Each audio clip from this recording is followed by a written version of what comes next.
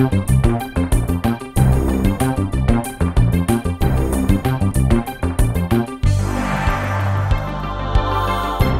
are many reasons people begin fitness programs: New Year, wedding, reunion, doctor's orders, and they quit for nearly as many reasons. Staying with a program is as important as starting it in the first place. And Lurene Cachola is here with tips on how to stick with your plan. Lurene? Well, Joe, there are ways to keep your fitness program interesting, and one of the most important things to remember is to not lose interest just because you don't see results right away. It can take time to get to where you want to go. And here to help us find ways to keep it more interesting and get to where you want to go is fitness trainer Wendy Holmes. Thanks for joining us, Wendy. Thanks for having me. So what are some things, whether it's January 1st or it's the middle of April, to stay motivated with your fitness program? Well, the first thing is to think about your program, because it's just keep coming back to it, maybe reevaluating what's working and what's not working. One of the ways, or whether or not you're even doing it, I mean by February 2nd sometimes, right?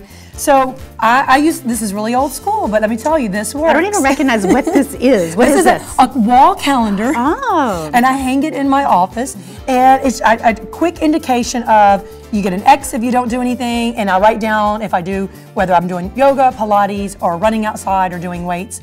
And believe it or not, this year I went back through and added up all the days of cardio compared to all the days of like yoga or strength training, just to evaluate if I was meeting the American Heart Association guidelines. Well, and this is in your face. It's hanging in your kitchen. You can't hide from your calendar. And it's very visual, and it reminds you quickly whether or not you're exercising. Now, of course, people still use calendars, but people also use kind of high-tech things now, like phones and apps. Right, yes, and so apps and downloading some of those programs are great opportunities to encourage you or get you to back in the gym. At the BaptistOnline.org website, there are some free podcasts, both audio and visual or video, that you can download to your iPhone or your MP3 player, take them with you to the gym. Keep you a little motivated.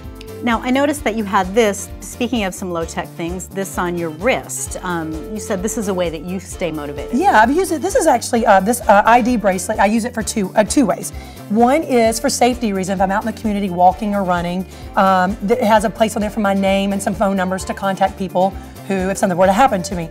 But the other thing is, I wear it, I put this on in the morning, and I wear it until I've exercised, and then I can take it off. So it's kind of a reminder, like, okay, in your face, here it is, another visual. Can you see how many tools I'm having to use? And I'm the trainer, right?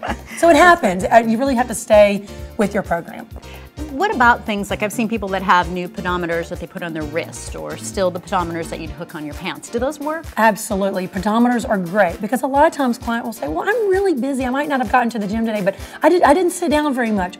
Well, a pedometer is a great way to measure to see if you really are active that day, because you are trying to get in 10,000 steps a day, and a pedometer will tell you whether or not you did that. So it seems like from this, a big part of motivation is really accountability and making sure you're doing what you said you would. That is correct. And these are great ways to fall back to.